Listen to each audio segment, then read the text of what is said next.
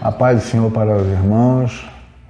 Eu sou o presbítero Jonas e estaremos estudando nessa tarde a lição de número 2 na nossa Escola Bíblica Dominical, que tem como título O Propósito dos Dons Espirituais. Nós teremos aqui no nosso 1 Coríntios capítulo 14, versículo 12, o nosso texto áureo, que diz assim: Assim também vós, como desejais dons espirituais, procurai sobejar neles para a edificação da igreja. Ou seja, procurem, acima de tudo, ter dons que fazem a igreja crescer espiritualmente. Nossa verdade prática, ela vai se encontrar e dizer o seguinte: os dons são recursos concedidos por Deus para fortalecer e edificar a igreja espiritualmente. São ferramentas que fortalecem e fazem com que haja o crescimento na igreja, os dons espirituais. A nossa leitura bíblica em classe, ela se encontra em 1 Coríntios, capítulo 12, versículo de 8 ao versículo 11, e do capítulo 13, versículos 1 e 2. Vocês podem acompanhar essa leitura na Bíblia. Nós temos a introdução desta lição que diz: Nesta lição estudaremos o verdadeiro propósito dos dons espirituais concedido por Deus à sua igreja. Os dons do Espírito Santo são recursos imprescindíveis do Pai para os seus filhos. Bom, qual seria o propósito real dos dons espirituais para a igreja de Cristo? Aqui na introdução, o escritor vai dizer o seguinte: o seu propósito é edificar-nos e unir-nos, fortalecendo assim a igreja de Cristo. Nós podemos ver essa referência em 1 Timóteo, capítulo 3, versículo 15. Nós temos aqui o tópico 1, que vai dizer: os dons não são para elitizar o crente, não são para destacar o crente. O subtópico, a igreja coríntia.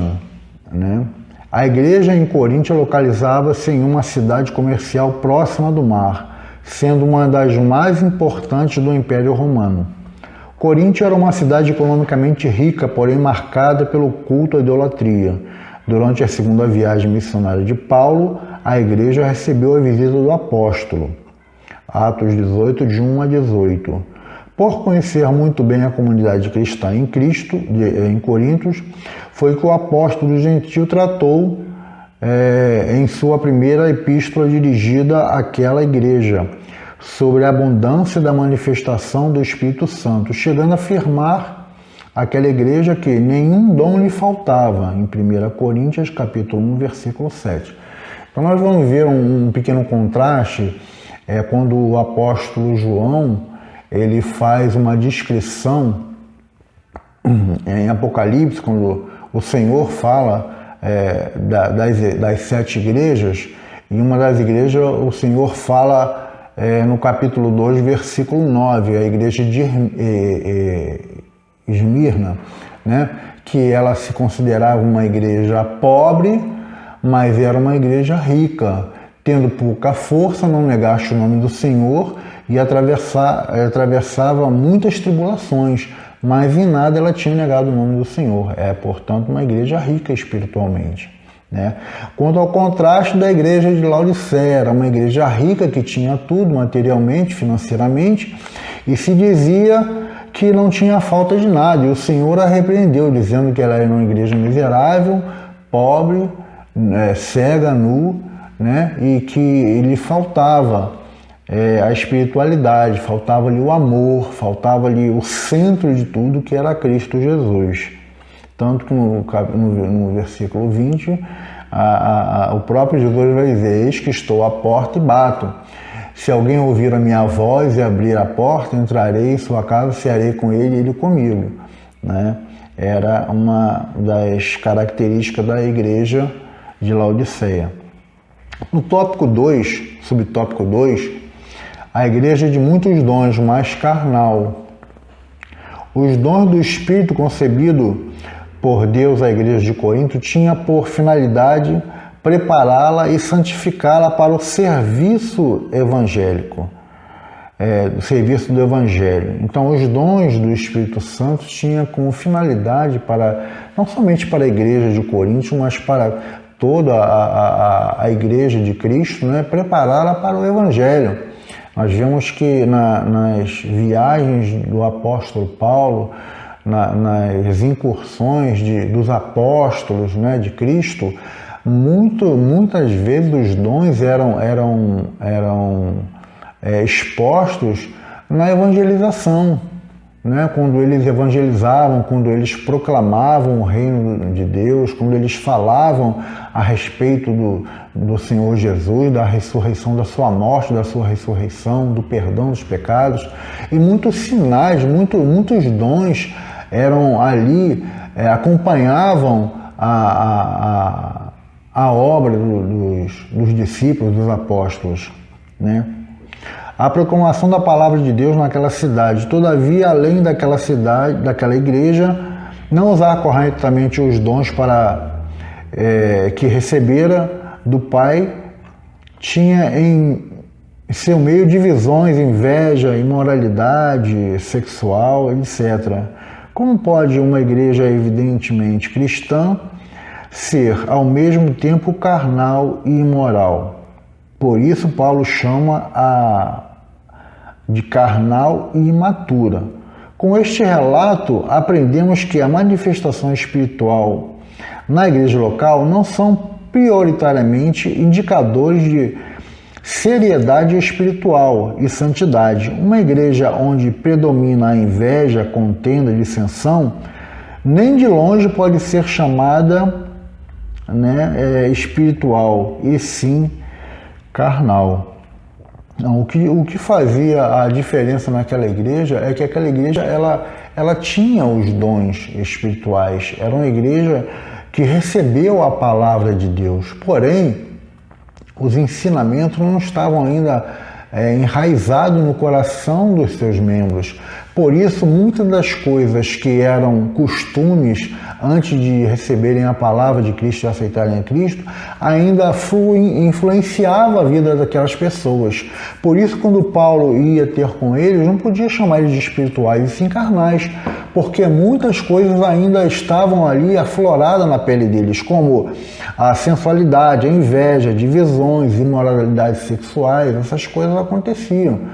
Mas nem por isso a igreja foi descartada. A igreja precisava ser ensinada no caminho correto, no qual ela pudesse caminhar e glorificar o nome do Senhor Jesus.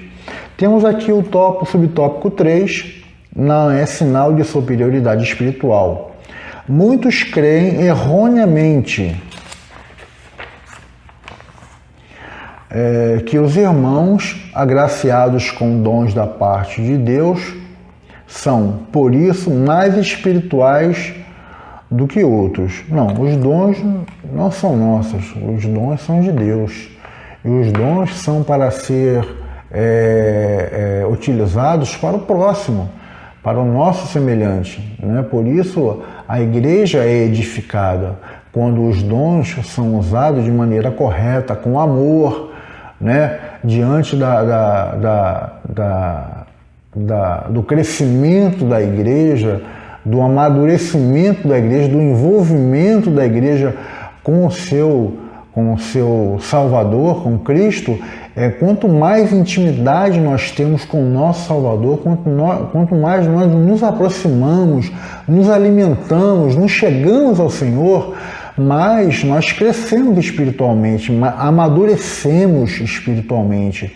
Isso faz com que as coisas carnais, as obras da carne, elas venham a ser dissipadas, elas venham a ser afastadas, e nós podemos assim criar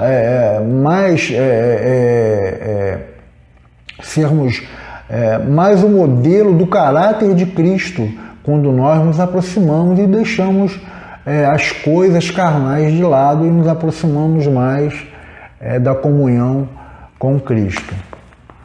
Todavia, os dons espirituais são concedidos pela graça de Deus, por ser resultado da graça divina. Não recebemos tais dons por mérito próprios, mas pela bondade e misericórdia de Deus. Ou seja, nenhum de nós merece dom nenhum, né?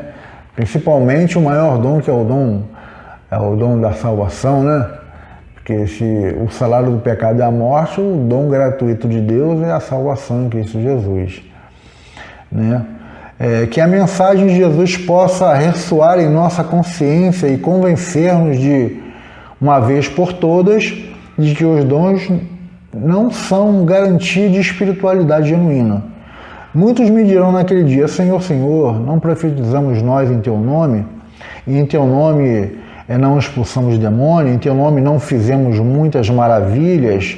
Expulsar demônios são sinais. Fazermos maravilhas são dons espirituais. E então lhes diremos abertamente, lhes direi abertamente: nunca vos conheci, apartai-vos de mim, vós que praticais a iniquidade. Ou seja, o dom do Espírito Santo não identifica ninguém como espiritual, porque o próprio Jesus disse assim: conhecereis a árvore pelo seu fruto. Se uma pessoa tem qualidades, tem dons espirituais, exerce esses dons, mas se aquilo que ela faz não condiz com o que ela diz, essa pessoa é uma árvore que não dá bom fruto, porque os frutos acompanham aquilo que nós falamos, aquilo que nós fazemos. Esses são os frutos. E o maior fruto que nós podemos dar são os frutos é o fruto do Espírito Santo, né, em nossa vida. É tudo aquilo que nós fazemos que glorifica o nome do Senhor. Tudo o que fazemos tem que glorificar o nome do Senhor. Se não estamos glorificando o nome do Senhor, então não está sendo bem aproveitado o que nós estamos fazendo, porque tudo é para Ele, por Ele e para Ele, né? Bom, estaremos agora entrando no tópico 2, né? Edificando a si mesmo e aos outros. E no subtópico número 1, que diz: edificando a si mesmo. Paulo diz que quem fala línguas estranhas edifica a si mesmo, em 1 Coríntios 14, versículo 4. O apóstolo estimulava os crentes da igreja de Corinto a cultivarem sua devoção particular a Deus através do falar em línguas concebida pelo Espírito, com o objetivo de edificarem a si mesmo. Isto não significa que o apóstolo gentios proibia o falar em línguas publicamente, mas fazê-lo de maneira devocional. O crente batizado no Espírito Santo identifica-se no seu relacionamento com Deus. Falar ou orar em línguas provenientes do Espírito é uma bênção espiritual maravilhosa. Bom, nós entendemos aqui que quando nós estamos falando em línguas, e o falar em línguas significa edificar a si mesmo, ou seja, línguas não é uma linguagem de proclamação, é uma linguagem de oração. Então, quando nós estamos falando em línguas, nós estamos edificando a nós mesmos, porque nós estamos glorificando a Deus, né? Mas se nós estamos falando em línguas, mas algumas pessoas estão ouvindo e não sabem o que estão ouvindo, o significado que estamos falando, elas ficam sem entendimento, porque isso é um devocional nosso. Porque quando nós falamos em línguas em oração, ou estamos falando em língua, nós estamos edificando a nós mesmos, e não aqueles que estão ao nosso redor, né? Por isso, falar em línguas edifica a própria pessoa, né? Por isso, ela não é uma linguagem de proclamação. Ninguém pode proclamar o Evangelho em línguas. Nós proclamamos o Evangelho na nossa língua que nós entendemos, que nós compreendemos. Por isso, quando ali em Pentecoste, as pessoas que ali estavam ouviam os apóstolos falarem em línguas, mas nas suas línguas nativas, nas suas línguas de origem. Eles ouviam eles falarem na sua própria língua, não em línguas estranhas. Essa é a língua de proclamação, ouvir na sua própria língua. A língua em oração é a devocional em línguas. Bom, subtópico 2, edificando os outros. Os crentes de Corinto falavam em línguas e exerciam vários dons espirituais, mas parece que eles não se preocupavam muito com ajudar as pessoas. Por isso, o apóstolo lembra que os dons só têm razão de existir quando o portador preocupa-se com a edificação da vida do outro irmão em Cristo. 1 Coríntios 14, versículo 12. Ou seja, a igreja de Corinto ela não tinha falta de dons. O que faltava à igreja de Corinto é exercer o amor ao próximo. Esse era o problema. Não faltava nenhum dom na igreja de Corinto. O que faltava era o exercício do amor ao próximo, que ficava em débito, ficava na demanda daquela igreja, né? Ficava devendo ao crescimento da igreja, o amor ao próximo. Em lugar de buscar prosperidade material, como se pudéssemos barganhar com Deus usando o dinheiro em troca de bênção, busquemos os dons espirituais. Agindo assim, edificaremos a nós mesmos e também aos outros. Bom, tem uma passagem que Jesus fala no capítulo 25 de Mateus, quando Jesus está dando aquele sermão dos últimos dias. Jesus fala assim, vou ler aqui para que a gente possa acompanhar o raciocínio. Isso é uma coisa bem rápida, sucinta. Capítulo 25 de Mateus, a partir do versículo de número 34, diz assim: Então dirá o rei aos que estiverem à sua direita: Vinde, bendito de meu Pai, possui por herança o reino que vos está preparado desde a fundação do mundo. Porque tive fome, deste-me de comer, tive sede, deste-me de beber. Era estrangeiro e hospedaste-me, estava nu e vestiste-me, adoeci e visitaste-me, estive na prisão e foste-me ver. Então os justos responderão, dizendo: Senhor, quando te vimos com fome, demos de comer ou de beber? Ou como te vimos estrangeiro, te hospedamos? Ou quando te vimos nu e te vestimos? Ou quando te visitamos quando estava enfermo ou na prisão? Então, respondendo o rei, lhes dirá: Em verdade vos digo que quando o fizeste a um desses meus pequeninos irmãos, fizestes a mim. Então, o que faltava àquela igreja era o exercício do amor, né? Edificando, ponto 3, subtópico 3, edificando até o não crente. Embora o apóstolo dos gentios estimulasse todos os crentes a falarem línguas, isto é, a edificarem a si mesmo, seu desejo era que também esses mesmos crentes profetizassem, a fim de que a igreja toda fosse edificada. O comentário da Bíblia de Estudo, Aplicação Pessoal, diz o seguinte sobre esse texto: embora o próprio apóstolo falasse em línguas, enfatizava a profecia, porque esta edificava a igreja inteira, enquanto o falar em língua beneficiava primeiramente o falante.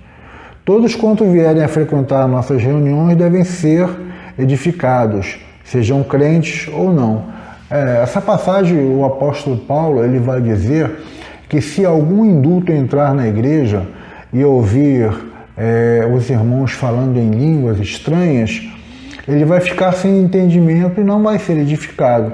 Mas se ele entrar e houver profecia, ele será edificado, porque será descoberto o segredo do seu coração, e assim ele reconhecerá que Deus está presente nesse lugar.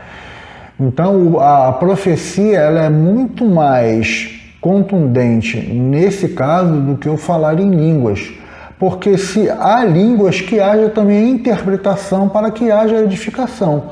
Se não há interpretação, que fale cada um consigo mesmo em línguas e edifique a si próprio.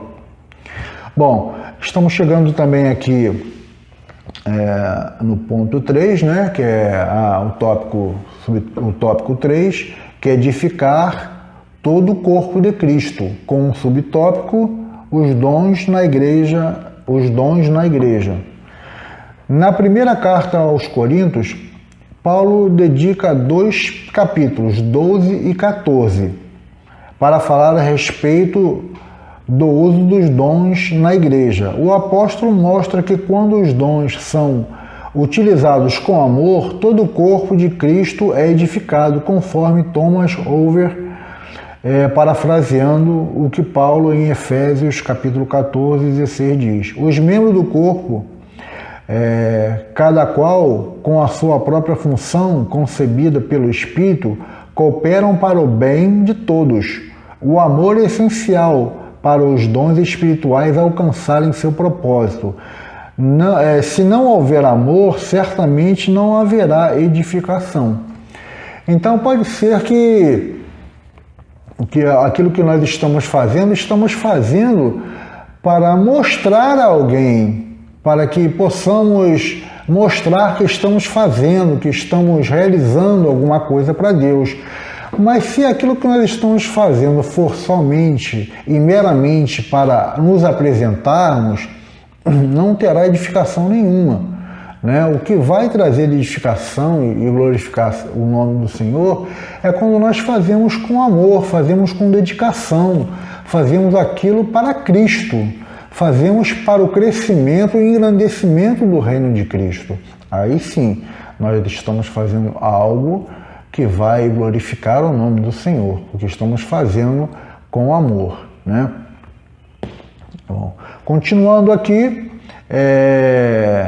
sem o amor de Deus, nos tornaremos egoístas e acabamos por colocar nossos interesses em primeiro lugar. O propósito dos dons é edificar o corpo de Cristo. Só pode ser cumprido se tivermos o amor de Deus em nossa vida. É o que foi falado, né? O que vai trazer a diferença é o amor de Cristo. O próprio Cristo Jesus falou aos seus discípulos: olha, se vocês amarmos uns aos outros, todos saberão que sois meus discípulos. O amor é a marca registrada do ministério de Cristo. Foi e ainda continua sendo o amor. Subtópico 2, os sábios arquitetos do corpo de Cristo. Deus levanta homens para edificarem espiritualmente, moralmente e doutrinariamente a igreja local. A igreja é o edifício de Deus. 1 Coríntios 3, versículo 9.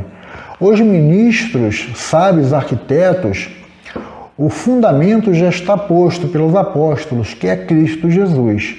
Mas os ministros têm de tomar o cuidado com as pedras assentadas sobre o alicerce, pois eles também tomam parte na edificação espiritual da Igreja de Cristo, segundo a mesma graça concedida aos apóstolos.